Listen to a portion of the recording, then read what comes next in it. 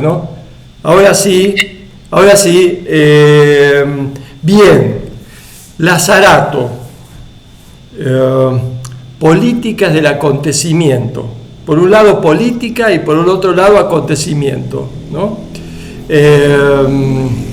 Acontecimiento es un concepto muy importante en la nueva política o en los, digamos, pensadores actuales que van trabajando el concepto de acontecimiento, que no es, me parece que es un concepto central para entender, ¿no?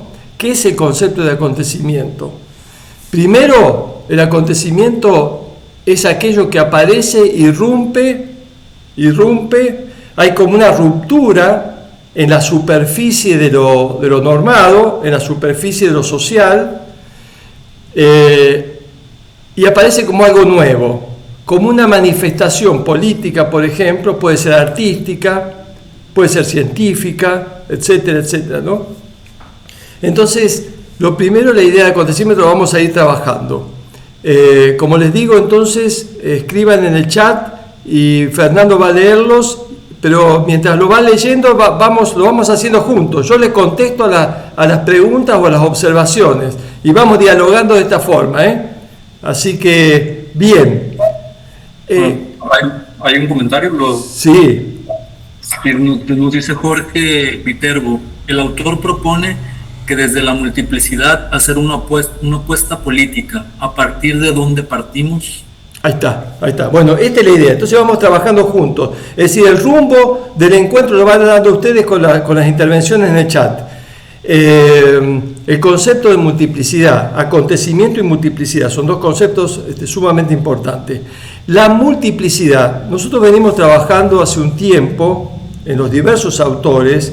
A mí me gusta pensar la política como la matriz, la tensión política, el conflicto político entre el uno y lo múltiple, ¿no? Me parece que eso engloba muchísimo un montón de cosas. El uno como el logos, el uno como el Estado, el uno como el partido político, el uno como el amo, ¿no? Lo múltiple como lo abierto, la micropolítica, lo que late en lo humano, los colectivos en las calles, la producción deseantes, las subjetividades, etcétera, ¿no? Y acá podemos articular una idea de este autor que es: ¿qué es la sociedad? ¿Qué es el mundo? ¿Qué es el cosmos? ¿No? O sea, sociedad, mundo, cosmos. Podemos hacer una cosa primera de aproximación, es que es un tejido de relaciones, es un tejido de fuerzas intervinientes, ¿no? Por eso él habla de una visión más cosmológica, porque en la visión cosmológica incluye todo, desde la célula, ¿no?, lo micro, hasta lo macro, el universo, ¿no? Entonces, ¿por qué? Porque todo es dinámico, porque todo es relacional, porque todo es un combate de fuerzas. Me parece que estas ideas tenemos que profundizar para poder entender no solamente este autor, porque este autor es un apoyo para que nosotros pensemos juntos. Lo que nosotros tenemos que realizar acá es a ver cómo podemos pensar una forma de política por venir. Venimos cansados de las políticas que son de alguna forma sumisas a la gran lógica mundial del aparato ideológico, el aparato de poder, de las relaciones de poder, etcétera, etcétera, ¿no? Es decir, la sensación es que algo no está funcionando y cada vez funciona menos, sobre todo de los estamos hablando de las políticas críticas, de las políticas de izquierda, de las políticas, ¿no?, que pensamos que por ahí tendría que venir el aire fresco, la novedad, las producciones novedosas para enfrentar este mundo cada vez más hegemónico, para decir algo. Entonces, ¿pero qué es lo que observamos? Lo que observamos es que lamentablemente la cosa está muy aplastada. Y vamos a ver por qué, a ver si este autor nos da algunas herramientas para pensar por qué la sociedad, la política está tan aplastada, ¿no? Vuelvo a decir, perdón que insista, escriban en el chat, así vamos construyendo. Yo voy a hablar a partir de lo que ustedes escriban en el chat. Acá apareció un compañero que dijo la multiplicidad. Vamos por la multiplicidad, ¿no? Muy bien. Mirta Bruno nos comenta. Sí. Acontecimiento, por ejemplo, el 10 de diciembre de 2001 en Buenos Aires. Claro. Bueno, ahí la gran consigna del 2001 en Buenos Aires, en Argentina en realidad, es que se vayan todos, que no quede ni uno solo. Es decir, era una irrupción, era un acontecimiento. Yo creo que el 2001 en Argentina podemos ponerlo como un acontecimiento. Lo mismo que se dio en Chile y en algunos otros lugares, cuando apareció una fuerza acontecimental, una fuerza que generó, y otro elemento para pensar desde este autor. ¿Cómo aparece el acontecimiento? ¿Cómo aparece la novedad? ¿Aparece simplemente como un elemento situacional exclusivo o viene una producción más múltiple de trabajo que se va generando y comienza a activarse algo? Voy a esto, digamos, ¿no? Porque si pensamos solamente la política, por lo menos desde mi punto de vista, si la pensamos solamente desde una superficie del mundo dado, de una superficie de lo instituido, de una superficie del discurso hegemónico, de una superficie de los medios de comunicación, etcétera, etcétera. Si pensamos de ese lugar solamente estamos como muy atrapados, muy anegados ahí. Ahora, si pensamos que lo humano va más allá del momento de dominación de relaciones de poder y hay un sustrato, hay potencias. El autor habla de la virtualidad. Fíjense, tomen este concepto de virtualidad que es muy importante. Es decir, lo actual, que es lo dado, lo instituido, la situación social, lo que estamos viviendo, no es solamente eso lo que constituye lo humano. Está también lo virtual. Y acá hay otro concepto que trae el autor, lo posible, el orden de los posibles. Armando había dicho esto de otros mundos posibles dentro del mismo mundo. Entonces, ahí tenemos que ver que esta virtualidad son unos posibles que están como agazapados.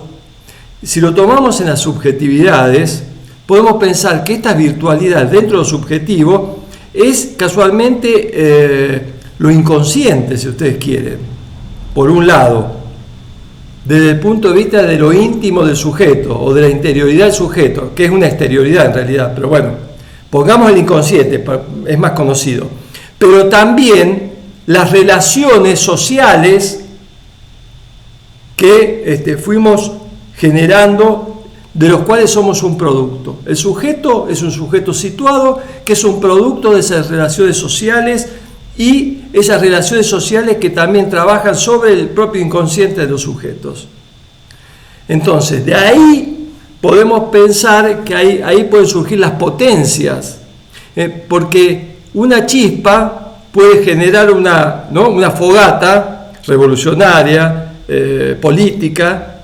Entonces, bueno, vamos ahí. Entonces tenemos acontecimientos, tenemos multiplicidad, tenemos los posibles y tenemos las fuerzas intervinientes. ¿Algo más de chat? Así seguimos a partir del chat. Sí, Jorge nos comenta, me parece que hacer del medio ambiente un sujeto político, tomar conciencia de que esta dimensión está relacionada con la sobrevivencia y calidad de vida como punto de partida. Bien, bien, bueno, eso es el único chat o hay algún otro. Hay varios comentarios. Iván nos comenta, si el uno es totalidad, nace sin ninguna determinación, es decir, nace ex nihilo, como el motor inmóvil de Aristóteles. ¿El uno? El uno. Si el uno es totalidad, nace sin ninguna determinación, es decir, ex nihilo, como el motor inmóvil de Aristóteles. Bien, bueno, me olvidé el anterior. ¿Qué decía el anterior? Discúlpame. El anterior dice Jorge, me parece que hacer el del medio ambiente un sujeto político, tomar conciencia de que esta dimensión está relacionada con la sobrevivencia y la calidad de vida como punto de partida. Bueno, este autor marca que el poder o las relaciones de poder no van a trabajar, no actúan sobre el sujeto directamente, actúan sobre el ambiente, actúan sobre estas relaciones sociales que habíamos hablado. Es decir, no actúa sobre el juego de las relaciones sociales, actúa sobre las reglas de juego. ¿Se entiende? Es decir, el autor también plantea tres formas hegemónicas del poder, ¿no? El poder disciplinar, donde va hacia el cuerpo, la cárcel, las instituciones educativas, ¿no? Etcétera, la fábrica antigua, ¿no? Donde la espacialidad era importante, ¿no? Ahí había una mecánica del poder, había una mecánica de controlar, si ustedes quieren, controlar al sujeto, al prisionero, al trabajador, al alumno, a través del panóptico. Había una gran panóptico. Fíjense la importancia acá del espacio. Posteriormente, dice el autor, pasamos a la biopolítica. La biopolítica es como un segundo momento. La biopolítica implica tomar como objeto no ya el prisionero o el estudiante o el trabajador, sino tomar a la población en sí misma. Tomar a la población a través de lo biológico, fundamentalmente las asistencias, pero no solamente lo asistencial, sino también todo lo que implica las instituciones nuevas que van a ser de aseguro, de los seguros médicos, seguros de accidentes, etcétera, etcétera, etcétera, ¿no? Hay todo un montaje, entre comillas, de cuidado del sujeto o de la población. Hay una cobertura de la población. Bien. Y el tercer momento es la sociedad de control, que en realidad abarca todos estos momentos, ¿no? Pero ya no va ni espacialmente al sujeto disciplinar, ¿no? Al control panóptico del sujeto, ni va tampoco a la población como elemento a intervenir médicamente, etcétera, ¿no? Sino que va a las almas, dice el autor, ¿no? Va a trabajar casualmente al medio ambiente, va a ver cómo manejar esto que es el fenómeno, que el autor ve, que es casualmente que ya no estamos con una población homogénea de la biopolítica. Dice, estamos con el público. El público. Fíjense la diferencia, porque la sociedad es un ente homogéneo, ¿no? Es un estructurado. En cambio, el público es diferente. Son sujetos que no están articulados a una cosa global. Entonces, la problemática es cómo dominar, porque ya no pueden controlar, ya no pueden domesticar al sujeto disciplinarmente, entonces tienen que ver de qué formas más sutiles, y acá aparecen las disciplinas, psicología, sociología, las tecnologías, que son las que le dan las herramientas al poder para intervenir ya no en una sociedad homogénica, sino en un público plural, diferenciado de los sujetos. ¿Se entiende? No sé si hay, a ver si hay algunas... Sí, claro. Pablo nos comenta, el aporte de la multiplicidad es intensificar el proceso de superar los presupuestos de la racionalidad basada en el sujeto-objeto. Claro, bien.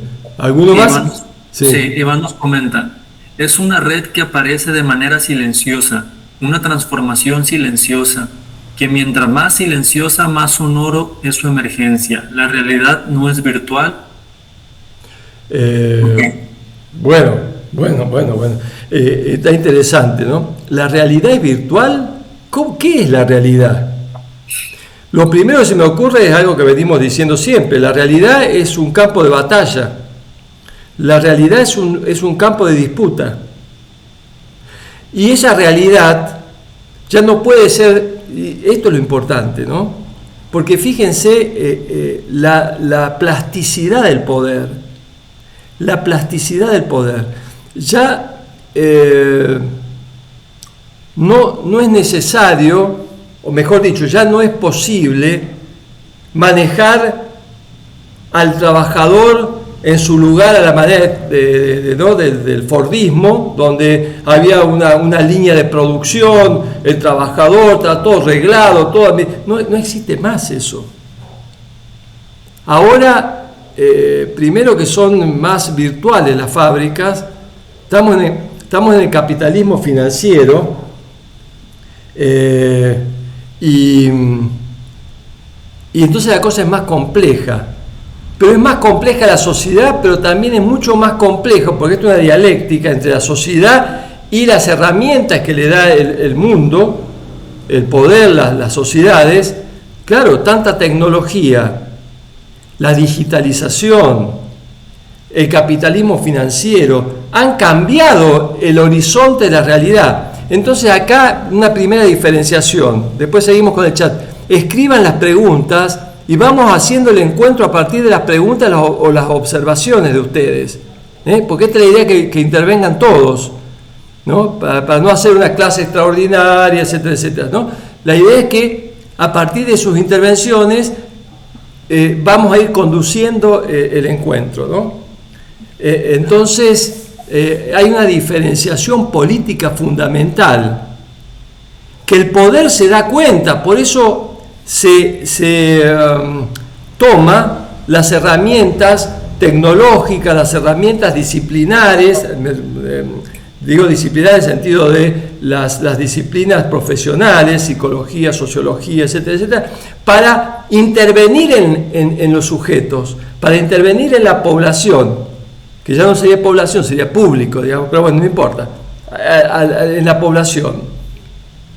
Y mientras tanto, la pregunta fundamental política es, ¿y los movimientos políticos fundamentalmente críticos o de izquierda están al tanto o todavía seguimos con las consignas viejas de aquella política que está superada entre comillas, ¿no? Por ejemplo, el marxismo ya dice que se pasó de la ontología, dice el autor, de la ontología de las clases, de la ontología abstracta de las clases sociales o la lucha de clases, a la ontología de la multiplicidad.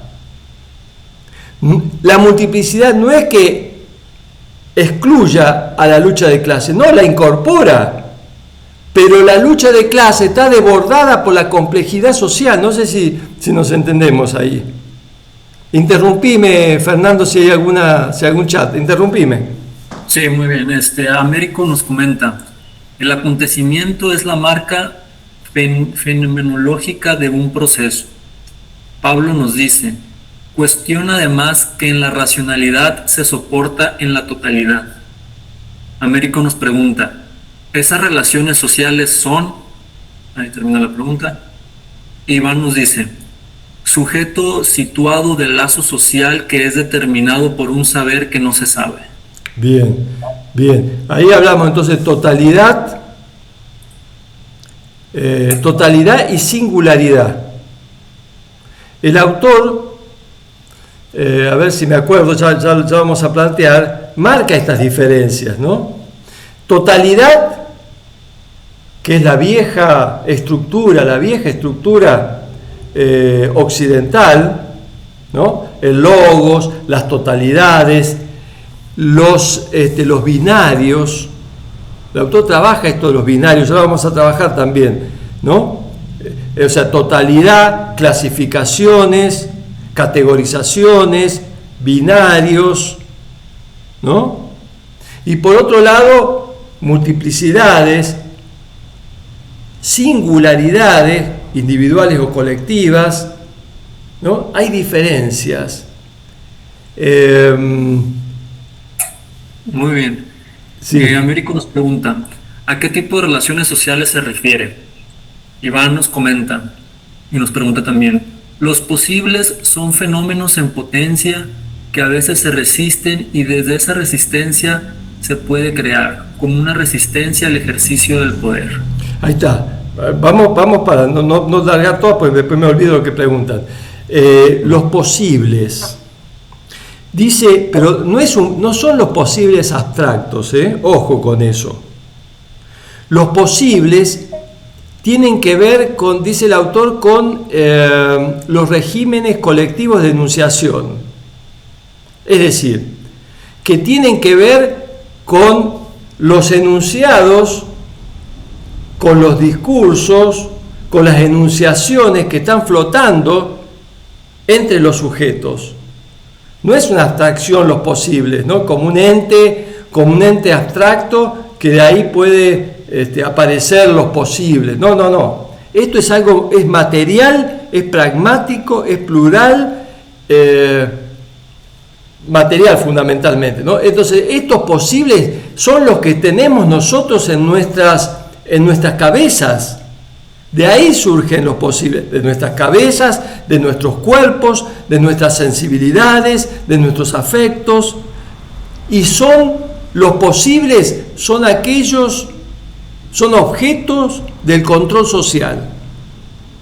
Porque lo que tenemos que plantear es que para el sistema solamente hay un posible y cada vez el posible se hace más único, sobre todo por la cuestión digital y la aceleración de los tiempos. ¿Se entiende? Entonces, el sistema dice, hay un solo posible. Si subite al barco, subite a la máquina, si no estás afuera. Estos son los posibles. Este es el posible. Hay un solo posible, el del sistema que está imperante. Entonces, el sistema crítico, o el pensamiento crítico dice, no, hay muchos posibles. Como dicen los zapatistas, hay mundos posibles dentro del propio mundo. Y esto se ve cotidianamente. No es que sea una abstracción, porque el artista, por ejemplo, genera esos posibles, ¿no? A través de su obra de arte. El científico en un descubrimiento también aparecen esos posibles, pero en la cotidianeidad nuestra aparecen un montón de reservas de lo posible,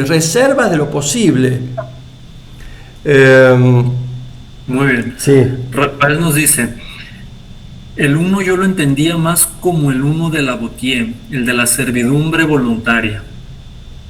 Américo nos dice, ¿se usa relaciones de poder en el sentido de Foucault? Ah, ya, sí es Foucault. Bien, ahí. Bueno, el uno es la lógica del uno. Ahí en la lógica del uno podemos ubicar un montón de cuestiones. Por ejemplo, en la lógica del uno tenemos el Estado. Y en contraposición de lo múltiple. En la lógica del uno con el Estado, en contraposición de los ciudadanos. O sea, el que puede pensar políticamente o actuar políticamente es el Estado con sus representantes. Ese es el uno, o una figura del uno, ¿no? Y los ciudadanos, la multiplicidad, bueno, está ahí y va a actuar en las votaciones, etcétera, etcétera, ¿no? Entonces, pero hay muchas figuras del uno, permanentemente vivimos figuras del uno. El patrón de una fábrica es un uno de alguna forma, ¿no? El maestro es un uno, el educando, el niño, el adolescente o en la universidad, son los múltiples que están hegemonizados por el uno del maestro, que viene con su libro, viene con toda la estructura educativa, etcétera, etcétera. ¿Se entiende? Es decir, es la lógica del uno y la lógica de la multiplicidad. Ahí podemos abarcar. El uno es el partido político, ¿no? Los múltiples son los sujetos que se adhieren o no se adhieren a un partido político. El uno son los sindicatos gordos, adinerados, etcétera, etcétera, ¿no? Que tendrían que casualmente abrir a la multiplicidad para que sea más democrático, los sindicatos, etcétera, etcétera, ¿no? Bueno, y así podríamos seguir. Iván nos dice, ahora pareciera ser que se pasa de ser explotado a autoexplotarse, como si el amo se uniere encarnado dentro de una interioridad ajena.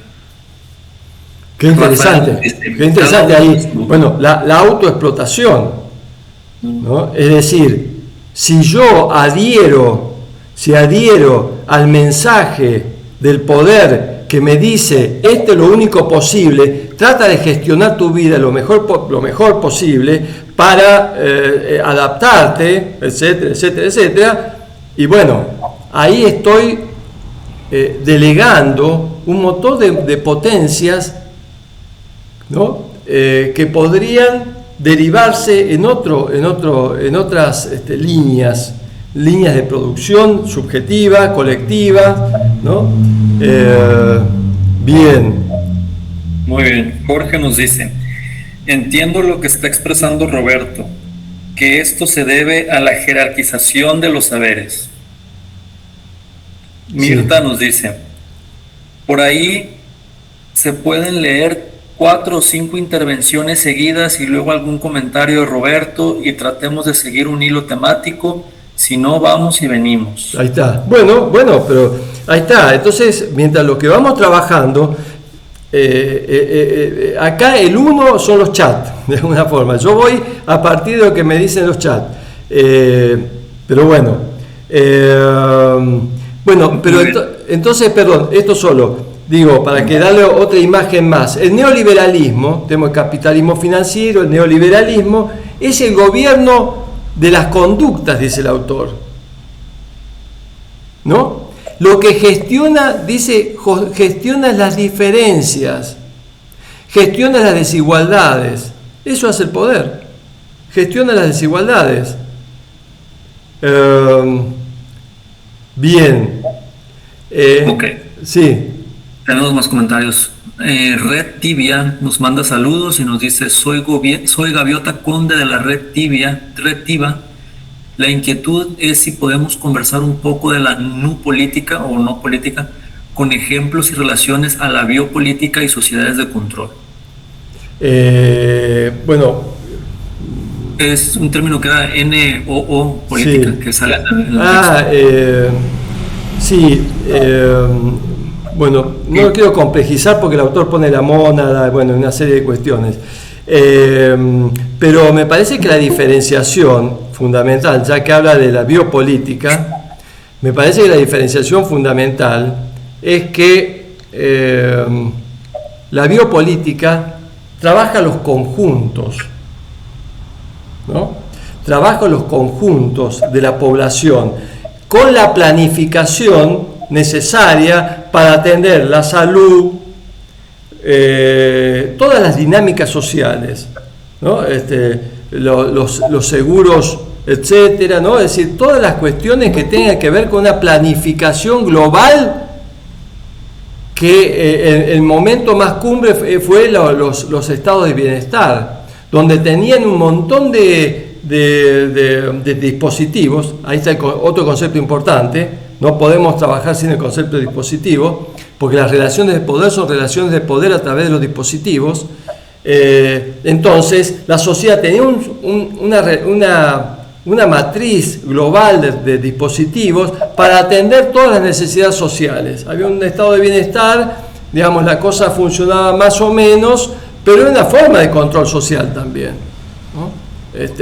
Armar y condicionar a los sujetos para que se quedaran ahí quietitos, ¿no? Bueno, pero eso con los tiempos se fue complejizando porque, bueno, primero no funcionaba tan fácilmente porque el sistema económico es complejo y tiene sus altos y bajos y tenemos una serie de crisis a nivel económicas mundiales, etcétera, etcétera. Y porque los desarrollos sociales fueron mutando y en forma acelerada. Entonces ya no existe esa población, ¿no? Si bien, por supuesto que está, pero las intervenciones y la preocupación es en la dispersión de la subjetividad de los sujetos. El otro social ya no sería una cosa más homogénea, sino una cosa totalmente fragmentada, dispersa. Entonces, ¿cómo se trata de...? Y acá aparece, fíjense, el autor trabaja un elemento importante, que es la publicidad, el marketing. Fíjense cómo el poder se apropia de las herramientas de los profesionales, ¿no? Porque ¿qué es lo que hace una publicidad? Trata de aglutinar en esa dispersión, ¿no? Gente para transmitirle un mensaje de una mercancía X. Pero no es solamente la producción de mercancías, sino lo importante es cómo trabajan en el orden social. Por eso el marketing es fundamental para una empresa. Dice el autor que hay un 40% de los millones de pesos o dólares o lo que sea dedicados a una mercancía, el 40% está para la difusión, ¿no? Es decir, en la dispersión, ¿cómo podemos aglutinar? ¿Qué técnicas? Cierren los micrófonos que por ahí están resonando algunos. ¿Qué técnicas podemos utilizar para poder ingresar a esas cabezas, cerebros? El autor habla de cerebros, habla de la sociedad como un gran cerebro en última instancia, ¿no? De múltiples conexiones, porque esta es la cuestión. Ya no hay conexiones tan hegemónicas, sino hay multiplicidad de conexiones, y sobre todo por los desarrollos científicos, los desarrollos tecnológicos, que hay una infinidad de relaciones, de conexiones, de vínculos, de relaciones, etc., ¿no? No sé si fui claro con esta idea de la publicidad, ¿no? La publicidad también se toma de las tecnologías, pero fundamentalmente la idea es cómo llego a la subjetividad, cómo puedo conquistar las subjetividades. Y esto le sirve al poder. Esto le sirve al poder, ¿no? Porque son las formas de conquista. Las sociedades de control, que son lo que podemos decir, la conjunción global de las tres disciplinas, el poder disciplinar, acuérdense, en la cárcel, el preso, el alumno, la escuela, disciplinar, lo espacial, el panóptico para estar permanentemente controlando las subjetividades del alumno, del preso, del trabajador. Después se pasó a la población, donde la mirada está en la globalidad y cómo intervenimos ahí. Y por último, las sociedades de control, Deleuze, etcétera, etcétera, Foucault, que lo que plantean es que el poder se ha vuelto sutil. El poder ya no ataca solamente de forma disciplinaria, controlando, encerrando al preso, al alumno, al trabajador, los encierran en un dispositivo. Tampoco ya es solamente el tema de cómo asistimos a la sociedad, sino es cómo llegamos a la subjetividad, cómo logramos domesticar, sojuzgar a esas subjetividades que están dispersas, ¿no? Bien.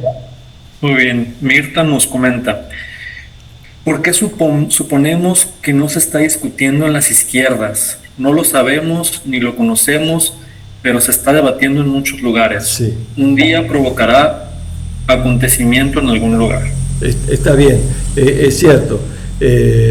Lo que estamos hablando un poco, cuando hablamos de las izquierdas adheridas al sistema, son las izquierdas más institucionalizadas, ¿no es cierto? Que todavía, hubo otras izquierdas que todavía siguen pensando que el marxismo, por ejemplo, es una herramienta actual importante. Ojo, cuando hablamos de marxismo como una herramienta que tiene algunos errores o algunos, lo tomamos no degradando al marxismo, que ha sido una herramienta fundamental, histórica, etcétera, etcétera, pero con el paso del tiempo se ha mostrado que sus referencias conceptuales pueden ser modificadas, si ustedes quieren, pueden ser potenciadas, pueden ser, porque si no nos quedamos en el trabajador, que ya casi no hay trabajadores, el trabajador de la industria, nos quedamos con la clase trabajadora como aquella que va a hacer la revolución, y ahora las dinámicas sociales son, ¿no? Ahora el feminismo, toda la movilización social por un montón de cosas. Hablamos del 2001, en el 2001 no estaba dirigiendo en Argentina no estaba dirigiendo las clases trabajadoras, era una manifestación de la población que salió a las calles y pedían las cabezas, casualmente, pedían las cabezas de los representantes políticos, pedían las cabezas de los dirigentes acomodados, enriquecidos. ¿Se entiende? Igual que en Chile, las movilizaciones, no sé si hay acá alguien en Chile, pero bueno, las movilizaciones aparecieron desde la escuela, desde unos chicos que se juntaban, y ahí comenzó a abrirse una movilización, y que quizás, no puedo aseverarlo, pero que quizás después, cuando explotó toda la cuestión, la cuestión constituyente, etcétera, etcétera, después lograron en algún momento los partidos y los representantes políticos hegemonizar esa sublevación, esa cuestión chilena, ¿no? No estoy autorizado para eso. Si hay alguno que pueda comentarlo, está buenísimo. Rafael, comentanos. Lo que se habla acá en Chile es de que entre el 18 de octubre, como bien dices, es un acontecimiento, algo que no estaba previsto y que por lo tanto no tuvo una conducción, pero de los días de ahí en adelante mucha gente se encuentra con que, como bien dice el texto, ya algo es insoportable, pero el tema de qué es insoportable y hacia dónde se puede llegar es algo de lo que no hay ningún consenso.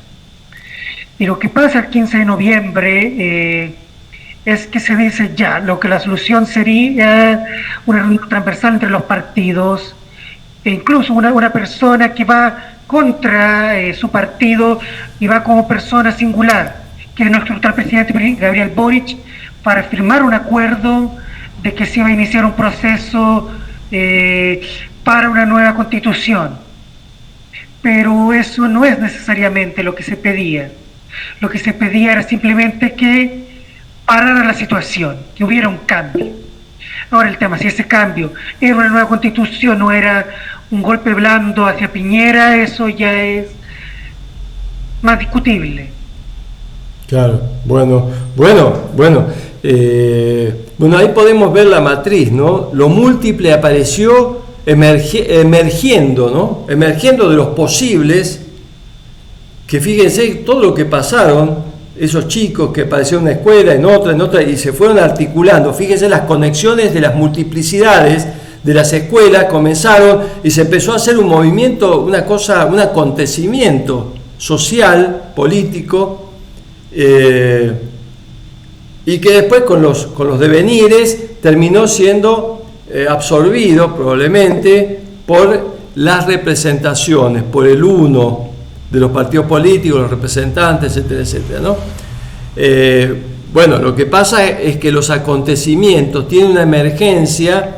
El tema es que después, ¿qué pasa con esa emergencia? Ahí hay un problema lógico difícil, pero lo que está demostrando es que esas emergencias aparecen, generan, son como luces que aparecen y después se van apagando, pero vuelven a aparecer en un lado, en otro, mientras el estatismo de las institucionalizaciones, porque la institución, por más buena que sea, por supuesto no podemos vivir sin instituciones, estamos de acuerdo, no estamos delirando acá, pero la institución fundamentalmente trata de fijar los flujos, y está bien, porque si hacemos una institución determinada, bueno, no podemos ser caótica, tenemos puntos de referencia, ¿no? Entonces, bueno, cierta fijación es lógica y cierta estratificación institucional es lógica. El tema es cuando esa estratificación se coagula y ya no deja respirar a la emergencia de donde nació, ¿no? Hay un corte filiativo de esa institucionalización hecha por la emergencia de la multiplicidad cuando se estratifica y se coagula y hay una ruptura filiatoria con los orígenes y ahí queda, ¿no? Bueno, sí. Bueno, aquí hay dos personas que están levantando la mano.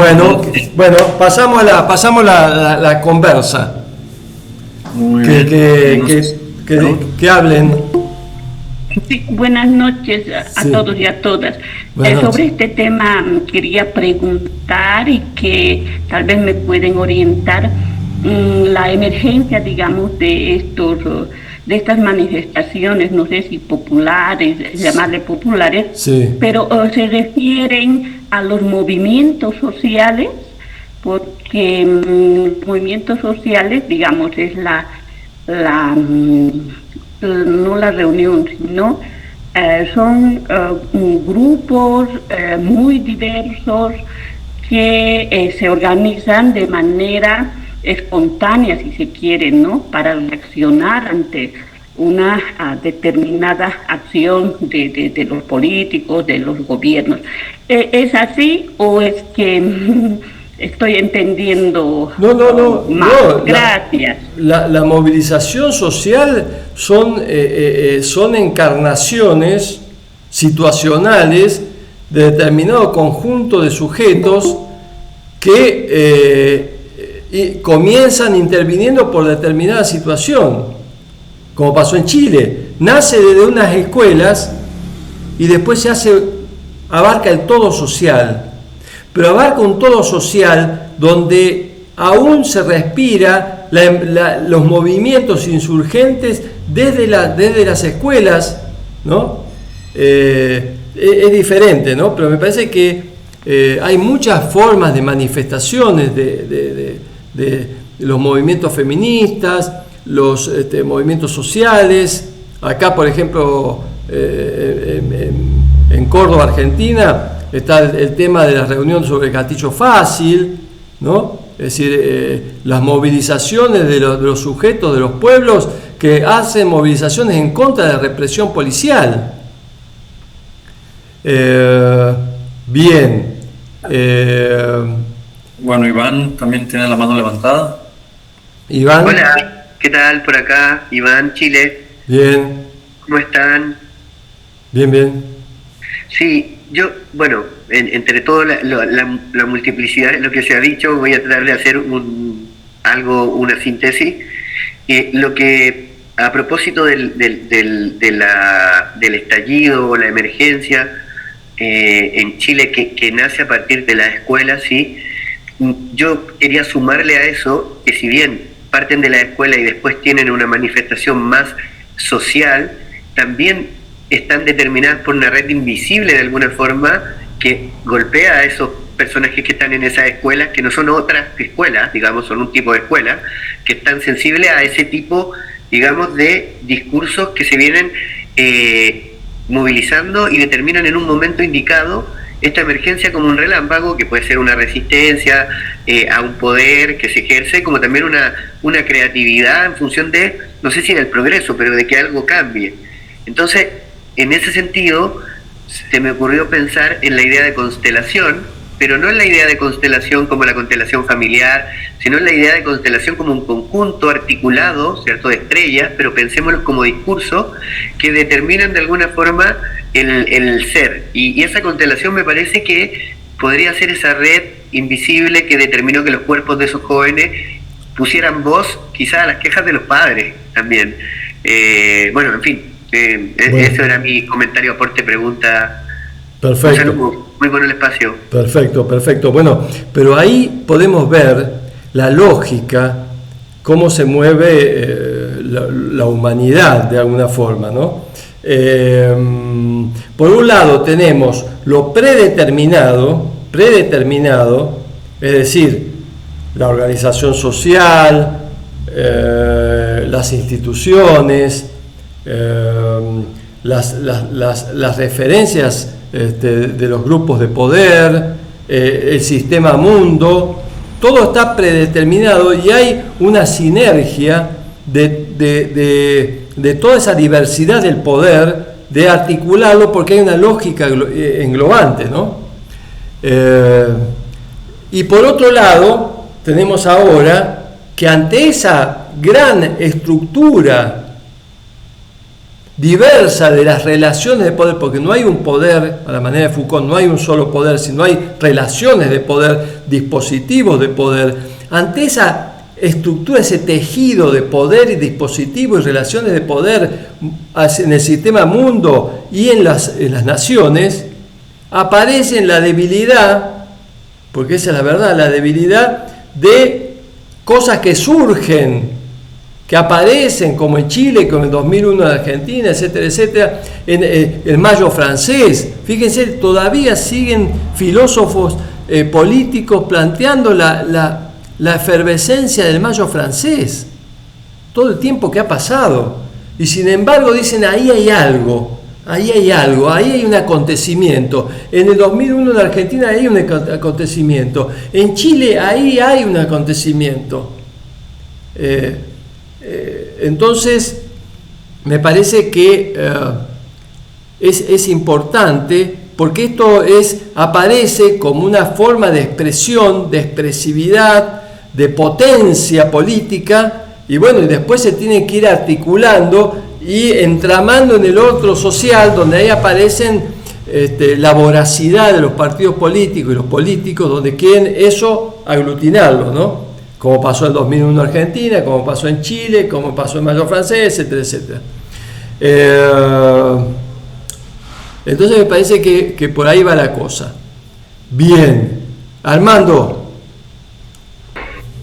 Sí, buenas tardes. Hay muchos puntos, muchas ideas ahí que confluyen. A mí me parece que el autor en muchas ocasiones mezcla lo hegeliano, lo marxista y al mismo tiempo lo de Deleuze y Guattari, porque pues sí, es verdad que los acontecimientos surgen, a veces parecen ser de manera espontánea. A mí me parece que no, porque es el cúmulo de todos los problemas que se suscitan en la sociedad, por ejemplo, las represiones, la falta de oportunidades, la falta de trabajo, el unipartidismo. Entonces es un conjunto de situaciones que se van acumulando, y como, aunque a Marx todavía se le critica mucho, yo pienso que el materialismo dialéctico sí es aplicable, porque los cambios cuantitativos y cualitativos en la sociedad van cuantitativos poco a poquito y luego ya cambian de cualidad. Pero eso se da también porque existe una contradicción interna de todos los procesos que hay en la misma sociedad y en el individuo. Y no nada más se puede aplicar el materialismo dialéctico en la sociedad, sino en la naturaleza. en muchas otras aplicaciones. Entonces creo que los autores potencializan de alguna manera el marxismo, pero en el fondo ellos mamaron de ahí, vulgarmente se puede decir, ¿no? Entonces, por ejemplo, cuando habla de las almas, se refiere, y Deleuze dice que es virtual, ¿no? Lo virtual pues es un conjunto de subjetividades que están absorbidas por los individuos, porque el individuo cuando nace, pues nace con emociones y con deseos, pero no está formado. La formación del individuo viene a través de todas las instituciones y todos los procesos que se dan en su formación, la educación, el Estado. Son un montón de situaciones, una multiplicidad que se aplica ahí, pero se aplica en otras muchas cosas. Entonces creo que el marxismo dialéctico, la verdad, para mí, digo, es una herramienta que sí sirve, y claro, la multiplicidad de Deleuze y de Guattari, y esta manera en que el autor nos manifiesta qué es el acontecimiento, pues uno ya le queda más preciso que sí es verdad, el acontecimiento está surgiendo, y puede ser un acontecimiento pequeño o puede ser un acontecimiento muy grande. Aquí en México, por ejemplo, un acontecimiento en el 68, en el cual todas las frustraciones de la sociedad se manifestaron en ese año del 68, y una represión brutal, y a partir de esa represión se abrieron las puertas para la democracia hacia otros partidos. Entonces creo que esto es muy complejo, es muy interesante, pero tenemos que seguir aprendiendo. Ese es mi comentario por Sí, está perfecto, Armando, perfecto. La diferencia que me parece que este autor trae, volvamos al tema marxista, si tú quieres. El marxismo planteaba el trabajador, la clase trabajadora, ¿no? Con la industria, etcétera, etcétera, ¿no? Este autor dice, pero no es decir, pero aparte de eso, de la clase trabajadora, suponiendo que sea la fábrica, dice, pero previo a esa abstracción política de la clase trabajadora, hay un sinnúmero de trabajadores. Es decir, que ya no es la universalidad de la clase trabajadora, sino es cada trabajador en sí mismo. No sé si vamos por ahí. Cada trabajador en sí mismo. Entonces, cada trabajador en sí mismo se relaciona con otros trabajadores en una pragmática cotidiana de vinculación. Y ahí nace un montón de cuestiones, ¿no? La producción, lo que pone el trabajador, etcétera, etcétera, ¿no? Entonces, lo que dice el autor es, hay algo previo a la clasificación de trabajador como clase social globalizante y general, están las particularidades de cada trabajador. Y el error que por ahí plantea, dice el autor, es que, bueno, si nosotros hacemos un movimiento político solamente con la clase de los trabajadores, nos perdemos de tomar las potencias individuales, ¿no? Que son la colaboración. Una fábrica no podría generar su producción si no es con la colaboración de los cerebros, diría el autor, de la colaboración de las subjetividades en la cotidianeidad de sus vínculos, ¿no? Es decir, que hay algo previo, hay algo que es basal, que es sostén, que es soporte de la posibilidad de que una fábrica haga y construya determinada mercancía. Existe la multiplicidad y la potencialidad de las relaciones vinculares de los sujetos, ¿no? Entonces, lo que pasa es que si nosotros hacemos una política solamente de la clase, trabajando solamente con la clase trabajadora, sin tener en cuenta las individualidades, la producción subjetiva, las producciones de conexiones de los mismos trabajadores, y después pasa como lo que pudo haber pasado en Rusia, cuando viene todo el estalinismo, la burocracia, a través de las representaciones, etcétera, las clasificaciones, y de pronto perseguían a este porque era contrarrevolucionario, al otro porque era poeta, al otro porque era homosexual, al otro porque... ¿Se entiende? Si no tenemos en cuenta que una política se sostiene en las individualidades vinculares entre los sujetos, perdemos perdemos la importancia de la política, que es vincular a los sujetos, a lo humano, a las relaciones. Entonces hacemos lo que hacen los partidos políticos ahora, somos números. Para los partidos políticos institucionalizados somos números. Y no tendría que ser así. Tendríamos que encontrar alguna forma de institucionalización donde haya mayor sensibilización para lo emergente, ¿no?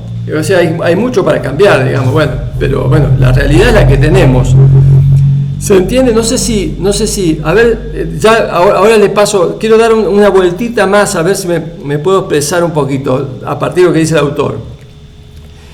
Eso, dice el autor, eso que son el vínculo de un trabajador con el que está al lado y con el otro que está al lado y el otro, y generalizarlo a la sociedad, en la conexión de los sujetos, en lo cotidiano que tenemos, en lo comunitario, etcétera, etcétera. Por eso la importancia de los movimientos comunitarios que hacen eso, la solidaridad, la conexión de un sujeto con un sujeto, ¿se entiende? Dentro de la comunidad. Entonces dice el autor que eso es la creación, es la potencia creativa que da la humanidad, que dan los sujetos.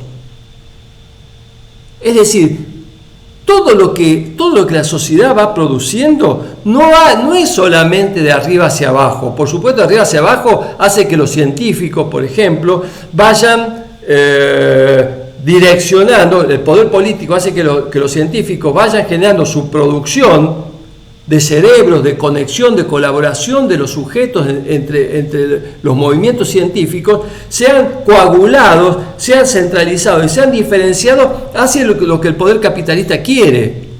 No para dar agua a todo el mundo, no va por ahí, va por otro lado. Pero eso no quita la potencia, que es lo que dice este autor, de la conexión, de la colaboración, de lo intersubjetivo, que es la base material, de lo humano. Y entonces ahí habla, por ejemplo, y ese es el acontecimiento. Y como bien decía, creo que Armando, una invención determinada, el autor habla del teléfono. La creación del teléfono habla, o de cualquier elemento creativo, ya sea dentro de distintos espacios y dispositivos sociales, es la emergencia en base a un sujeto o un colectivo de sujetos de un determinado producto, una determinada novedad. Pero esa novedad no viene de arriba hacia abajo, esa novedad viene de abajo hacia arriba. Entonces, tenemos ahora el teléfono, la creación por un sujeto del teléfono no nació de la nada, como creo que decía Armando, nace de una serie de sujetos, de otros, que van también armando cosas muy similares hasta que de pronto todo ese proceso de desarrollo, digamos, invisible, si ustedes quieren, o que son pequeñas cuestiones, llega en un momento a madurar en una creación. Pero aparte de eso, no solamente tiene que madurar un acontecimiento creativo, sino que también después debe ser asimilado por el campo social, porque uno puede hacer una invención muy importante, pero si eso no es efectuado, asimilado, integrado en las relaciones sociales, volvemos de nuevo a las conexiones de las relaciones humanas, ese invento queda ahí flotando en la nada y se pierde probablemente. Es decir, que no es solamente a partir de la producción colectiva de un elemento creativo, sino que ese elemento creativo habla de que tiene que ser asimilado por imitación, habla del concepto de imitación y efectuación en lo social de ese descubrimiento. ¿Cuántos descubrimientos quedaron en la nada? Entonces, vemos que el tejido relacional, el tejido de vinculación, la cooperación de cerebro no es solamente para crear un producto, sino también para después hacerlo circular, incorporarlo. Y eso son cuestiones no previstas. ¿Se dan o no se dan? Y esta es la producción realmente viva de lo humano. No sé si... perdón, me fui, disculpen. Mónica, Iván y Red, o algo así. Vamos, disculpen. Buenas noches a todas y a todos. Yo estoy pues uno lee a Lazarato y es una cosa preciosísima, pero es imposible no retornar pues a Foucault y a Deleuze. Todos los países, o la gran mayoría de países, están atravesando esa crisis generalizada de la escuela, el hospital, la prisión, y el acontecimiento, ¿cierto?, de las sociedades de control están sustituyendo a esas sociedades disciplinarias. Y además que yo creo que las instituciones no saben cómo equilibrar esa crisis, ¿no? Entonces ahora entramos a una vida ultra rápida, al aire libre, la fábrica es sustituida por la empresa es un alma etérea, además que casi que nos produce. Cuando tú, Roberto, hablas de ya el marketing es uno de los dispositivos más interesantes de esta bendita sociedad de control y que además nos modula, ¿no? Entonces hay una cosa que genera muchísimo conflicto cuando habla Armando de, bueno, ¿y qué va a pasar con esta postura marxista, ¿no? O sea, ¿qué pasa con esta lucha del proletariado?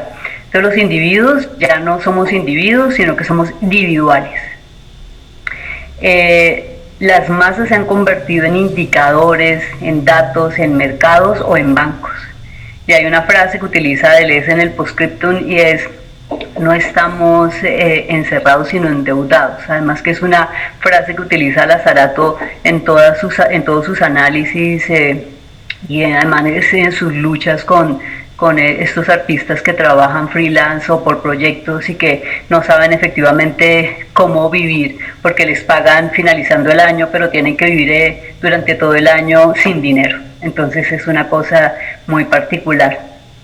Las sociedades de control es oro, las sociedades disciplinarias es oro, las de control son intercambios fluctuantes, diferentes monedas, y además estamos siempre en data crédito, chequeados, ¿cierto?, observados, producidos y muy aterrorizados frente a nuestra condición como sujetos valiosos para los bancos.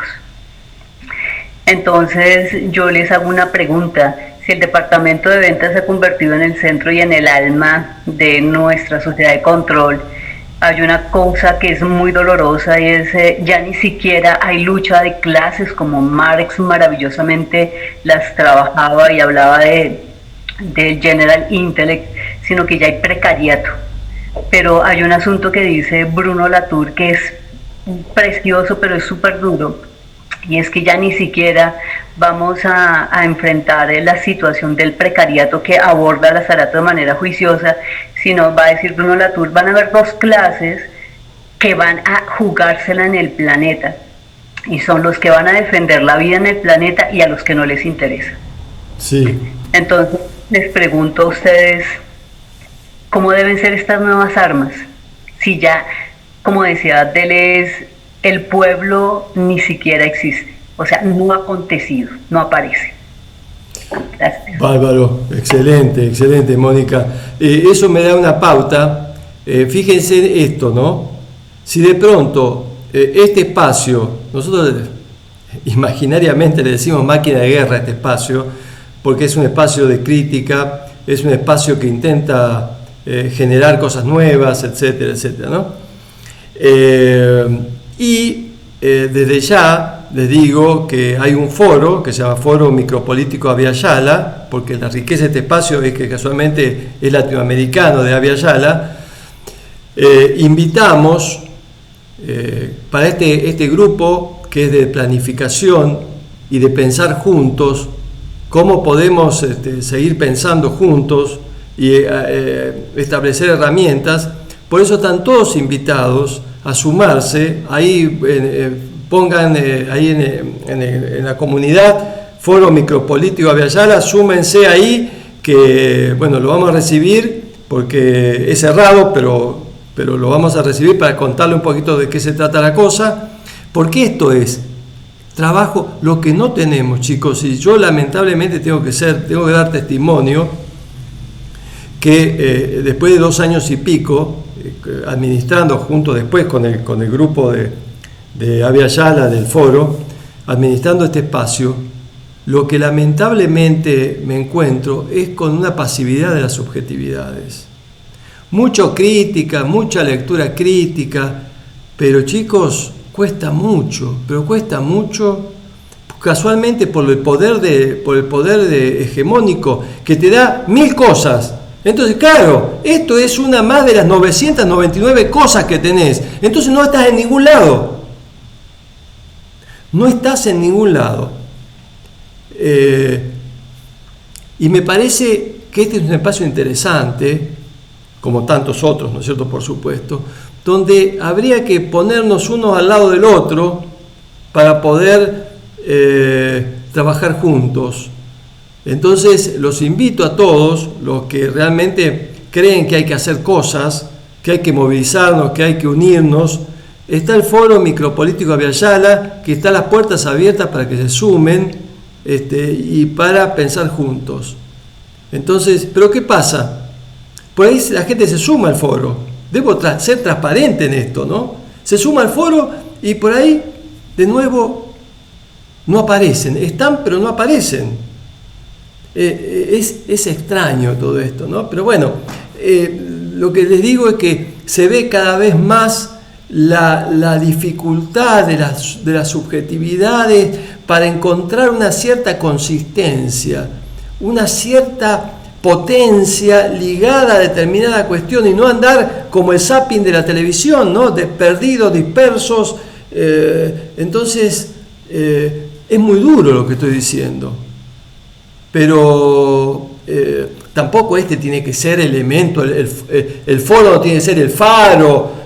No, esta es una cuestión muy simple, muy precaria, pero tiene la riqueza de lo latinoamericano y de darle a todos las herramientas para que podamos pensar juntos.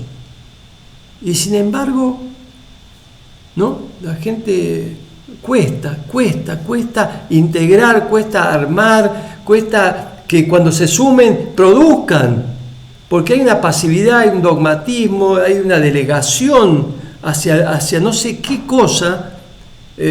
Bueno, entonces volvemos a la cuestión del uno. Nosotros acá convocamos la multiplicidad y de pronto por otro lado la gente que hasta se suma a la idea de la múltiple y delega para que sea el uno el que diga qué es lo que hay que hacer. Es triste, pero es una realidad. Quizás sea una visión sesgada, bueno, pero hace 2 años y pico que estoy en esto y realmente, no, pero aparte agradezco, ¿no? Porque sigue la gente lo mismo, participando, sumándose a los encuentros, etcétera, ¿no? Pero es como que hay ahí algo de falta de potencia. Nosotros hablamos de máquina de guerra y bueno, y la verdad que anda medio tropezones la máquina de guerra. Bien, pero le digo, súmense al Foro Micropolítico Abya Yala. Yo personalmente lo voy a recibir y le voy a dar la bienvenida y contarle un poquito de qué se trata. Bueno, pasé el chivo y ahora Iván y Red.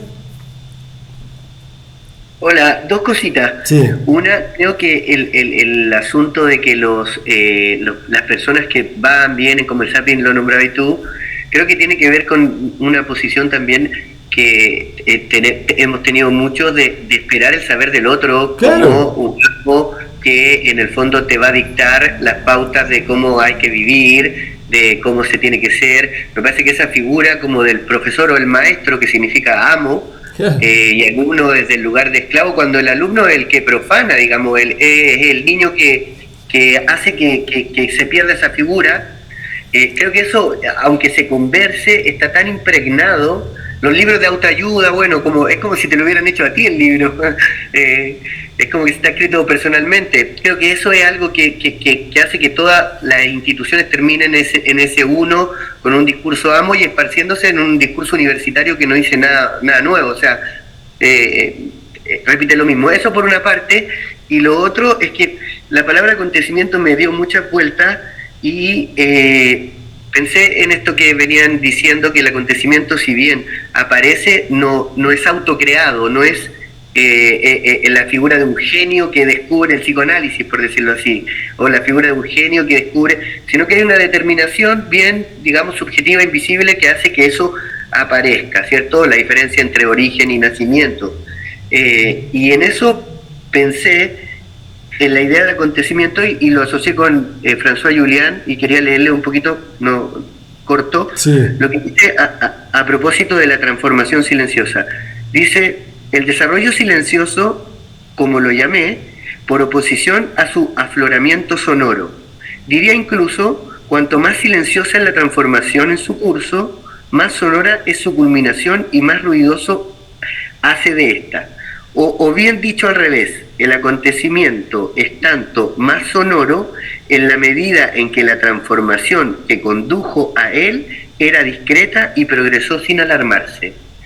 O sea, cómo esa transformación de estos jóvenes en los colegios fue todo una determinación silenciosa que estalla en un momento indicado y ilumina algo. Ahora, ¿qué se hace con ese algo? Lo mismo que pasa como con estos encuentros. Algo se pierde y quedan un par de sujetos en soledad común que, bueno, intentan volver a tomar las riendas de la cosa. Bueno, muy bien, Iván. Muy bueno, muy buenas las intervenciones, chicos, realmente. ¿Tú estás en el seminario, Iván? La verdad es que yo soy de los que hago zapping, así que tengo que te preguntaba si estabas en el seminario, porque vimos a Julien en el seminario. ¿Lo vimos? Sí, estoy en todos los grupos. La verdad es que estoy en todos los grupos y en lo posible, bueno, soy papá hace poquito, entonces estoy con siendo padre, y eso me implica mucho tiempo y mucho amor, y cuando tengo el tiempo me conecto acá. Soy de los zapping culposos, así que, bueno, algo irá a cambiar con la culpa cristiana. Bueno, pero casualmente, esto que tú dices, hay que agregar algunos otros conceptos acá, porque por ahí, siempre queda que faltan algunos elementos para iluminar un poquito mejor la cosa, ¿no? El autor habla del afuera, ¿no? Habla del afuera, el afuera de las subjetividades. Es decir, que ese afuera, que no es consciente, que no es voluntario, ese afuera, hay dos afuera, mínimo, ¿no? Uno es el afuera de las relaciones sociales, la multiplicidad, no las relaciones sociales que uno ve a través de la percepción, que el vecino de acá, el vecino de allá, esto, la dinámica, el colectivo, no. Hay una serie de vinculaciones y relaciones sociales, de múltiples conexiones, y que eso permite ese afuera. ¿Qué es lo que dice el compañero? Ese desarrollo, ¿no? Silencioso, esa producción invisible, que son las multiplicidades de las relaciones, ¿no? Entonces, tenemos una afuera. El otro afuera es casualmente el ontológico subjetivo, que es el inconsciente, que también son producciones, ¿no? Que se mueven permanentemente, que nos sostienen. Nosotros nos apoyamos, cada subjetividad se apoya en un universo personal que abarca toda la historia propia. Nosotros no dejamos nuestra historia en el camino, no, la llevamos con nosotros.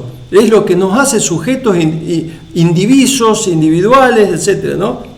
Singulares, que me hace diferenciar a cualquier otro sujeto. Esa es otra exterioridad, de la que el yo consciente no toma casualmente, no percibe, pero que es la izquierda, los movimientos sociales no lo toman tanto en cuenta, quizás sí los movimientos feministas o otros movimientos que son más comunales. Entonces, pero sí lo toma el poder, porque si nosotros vemos que, como dijo la compañera, el pasaje de la fábrica a la empresa no es solamente un pasaje de desarrollo económico o de producción, etcétera, sino también hay ahí mucha carga cognitiva de trabajo, de interpretación de la sociedad, de los sujetos, ¿no? Y después la publicidad. ¿Qué es la publicidad? Son un montón de cerebros que ven cómo meterse en los cerebros del consumidor. Todo eso que implica que si yo hago esto, hago lo otro, le voy a generar a aquel sujeto que está allá para que me compre la mercancía, ¿cómo lo puedo seducir? ¿Se entiende? Están trabajando en las exterioridades. Entonces me parece que eso es importante, ¿no? El monstruo que habla Lazzarato, el devenir monstruo, que es lo que la producción de la diversidad es lo que el poder trata de controlar. Quédate quieto, movete mucho, pero movete mucho como consumidor. Movete a toda la velocidad que vos quieras, pero como consumidor. No como generador de otras posibilidades fuera de lo que el mercado te dice. Ese es el devenir monstruo que marca el autor, que son las exterioridades que aparecen y que le damos lugar porque vamos por otro trenzado social. Bien, Red, después Iván y después Armando. Y Mirta Bruno, perdón, Mirta, no sé cómo es el orden, métanse como sea el orden de ustedes. Y vamos cerrando ya, pues estamos, no sé quién Red. Hola. Sí. No sé si se ve. Bueno, ahí sí. Video. ¿Cómo están? Buenas noches. El nombre es Red Tiva. Tiva es una palabra muisca del territorio del altiplano cundiboyacense, que quiere decir compañero de lucha. Sería más o menos como la traducción de camarada, pero en muisca, ¿sí? Un poco pues como para que la pronuncien bien. Red Tiva. Bien. Profe, muchas gracias por la invitación. No soy profe. Pero bueno, no importa. Ya me lo he dicho tantas veces que no. Vale. Pensábamos un poco acá con la compañera Gaviota, que está acá, que ahorita hizo una pregunta. Gaby. Ah, bien. Hola, Gaby. Okay. Pensábamos un poco, veníamos dialogando en torno a lo que se venía hablando y lo que mencionó el compañero Armando en un momento, y luego creo que una compañera de acá, Mónica, creo que es de acá de Colombia también, sí. Mencionando un poco el tema de la dialéctica, y cuando estábamos hablando de los marxismos y la concepción dialéctica, digamos la complejidad que nos pone hoy en día, o la desactualización que nos propone hoy en día de alguna manera, donde digamos podría ser una desactualización no completa, pero en algunos sentidos, y pensamos que digamos en esa relación se difumina aquella relación del amo y el esclavo, o la relación del capital-trabajo, y se difumina un poco es porque hay una, digamos, una atomización de la lógica del trabajo, ¿cierto? Y la disputa por de los trabajadores, digamos, se ve descolocada, y la venimos viendo desde digamos, el periodo del mayo del 68, desde el periodo, digamos, de la entrada del neoliberalismo con la Thatcher y Reagan, en el sentido de la flexibilización del trabajo, ¿cierto? Y esta flexibilización del trabajo, entonces, atomiza el sujeto trabajador, y lo atomiza, y hoy tenemos proletariado, bueno, aparte del proletariado tenemos cognitariados, en esos tal vez seguramente entramos todos los que estamos acá, en gran medida. Están los precarizados, están los desocupados, están los cuentapropistas, etcétera, etcétera, y solo en la constitución de la dinámica, digamos, de subjetividades dentro de la rama, si se quiere, del mundo del trabajo. Pero aparte de eso tenemos la constitución de una multiplicidad de subjetividades, como le estaba mencionando tal vez ahora la compañera Mónica, y en esa complejidad y en esa multiplicidad de subjetividades, se hace más difícil, si se quiere, encontrarnos en unos comunes específicos, como era el de los trabajadores o el del proletariado, para la disputa, ¿sí? Entonces, digamos que en ese sentido, Lazarato un poco va a caminar en esa idea muy de Deleuze y Guattari, de el acoplamiento a la máquina, ¿cierto? Pero desacoplándote en la flexibilización, desacoplándote del mundo conocido del proletariado fordista en su momento, y acoplándote a la máquina en unas formas de trabajo otras, pero que te desdibujan digamos, de una especie de relación con otros iguales. Y lo mencionó Mónica, ese es un camino que Lazarato empieza en este texto y que va a otro texto que se llama Signos y Máquinas, que es otro texto de Lazarato hacia adelante, donde Lazarato va a hablar precisamente de la constitución de subjetividades ya no individualizadas o individualizantes, sino individuales, ¿sí? Como lo mencionó Mónica ahorita en su intervención. Entonces, me parecía chévere como aportar un granito en el sentido de la relación, digamos, muy marxista o muy marxiana de esta lógica dialéctica, ¿sí? Donde explota de alguna manera en una multiplicidad y de alguna manera Lazarato, tanto en este texto como hacia adelante en otro texto, como el de ¿cómo se llama? Signos y Máquinas, y bueno, otros textos hacia adelante como La fábrica del hombre endeudado o El capital odia a todo el mundo, va a exponer, digamos, cómo esa filosofía de la diferencia también es aprovechada por el capitalismo, ¿sí? Para generar los mecanismos de sometimiento y control o de seguridad, como menciona en este texto, ¿sí? Aprovechando, digamos, la constitución de subjetividades hacia adelante a través de múltiples mecanismos como el del mercado, como el de la publicidad, como el de los medios masivos, como el de la moneda, etcétera, etcétera. Entonces, digamos, es interesante cómo, entonces, ese orden dialéctico, si se quiere,